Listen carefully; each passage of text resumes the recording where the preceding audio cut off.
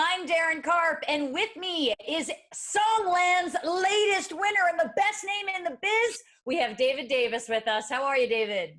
Hey, I'm doing excellent. I'm walking on cloud nine. How are y'all doing? Okay, good. I mean, before, the audience doesn't know this, but you put a cold spoon to your eye before this because you celebrated a bunch the other night. So, yeah, there it is. Honestly, trying to get this puffiness. Yeah, I was up till 5:30 because I was overwhelmed by the outpouring of not only people congratulating me, but also saying, I connected so much to this song and here's my story, and just wanted to make space for that for people, and it kept me up late, but I'm glad I did it. I mean, and for Ben Platt, no less. I mean, congratulations on your big win. But before we get into your time on Songland, I'd sort of be remiss if I didn't ask you about your perspective on just everything going on in the country today. As a queer Black artist, what is your perspective and what can we as the audience do to help? That is such a great question. I feel that as a queer Black artist that I've been aware of these injustices for years. My parents in the third grade said, here is Black history, here is videos of the civil rights movement, of our people being hosed down in the streets for demanding equality and asking for a fair shot at the American dream.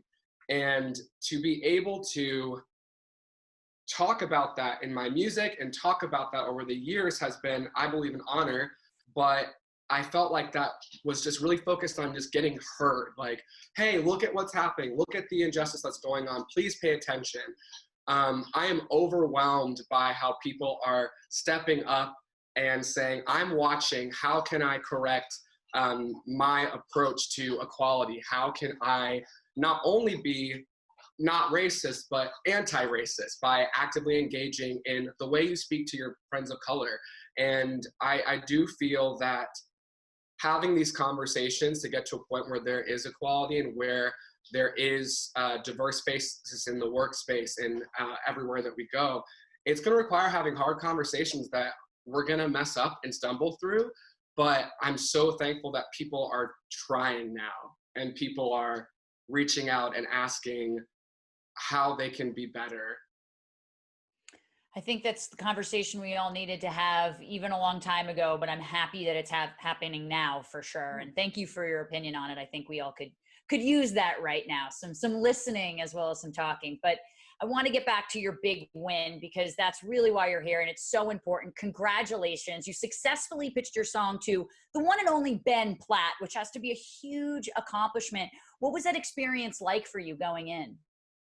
That experience was something that no one can prepare you for. I take preparation very seriously, so I was rehearsing this song with Ryan Tedder and Esther Dean and Shane McAnally on my TV screen frozen, so I could just practice staring at them while singing.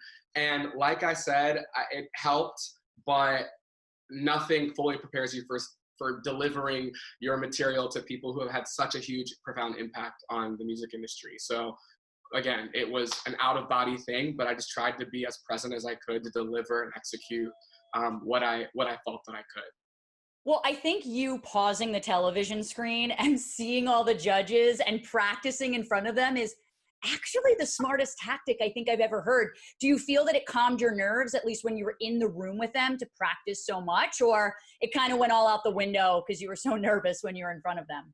Well, it definitely calmed my nerves and helped, but I think the biggest thing that really brought me peace was the fact that they were extremely humble and extremely kind, and it felt like everyone in there was just trying to serve the song and not trying to serve a bigger agenda of like looking this way and like appearing this way. And it didn't feel like TV when we got in. I walked in and sang the song and they started talking and it felt like another writer's room that was so collaborative. And it's so cool that they are like that because they obviously have some of the biggest credits in the industry, but you can tell that getting the best song done is still their main priority. Well, I was going to say, music is super personal and you're a songwriter. So you're obviously writing from your own experiences. And in your initial pitch, Ben said he really resonated with your song. He really could see that he could feel himself singing it. How challenging, though, is it to write for someone else, sort of using someone else's experiences as opposed to your own? It's a bit different. So I normally, when I write for myself or for a TV and film pitch. So everything that I write is very personal, and I know that I'll end up performing it either at a residency or touring. So I know that when I write for myself, I want to give myself something that will keep on inspiring me every night after doing, 73 shows in Dubai at Quincy Jones's first club out there at the Versace. It was like, I'm so glad I could write something for myself that delivered my message. But in writing for someone else and taking on their experience, I really think that the biggest honor a songwriter can get is an artist connecting as much as you do to what you went through. And with this song in particular, Everything I Did to Get to You, that's a commentary on the human experience. We all have these things that we try to do to get where we want to go, and deciding what the cost is and was it worth it. And Ben had stories that aligned with that feeling, and so it seemed that he connected more to that for that reason.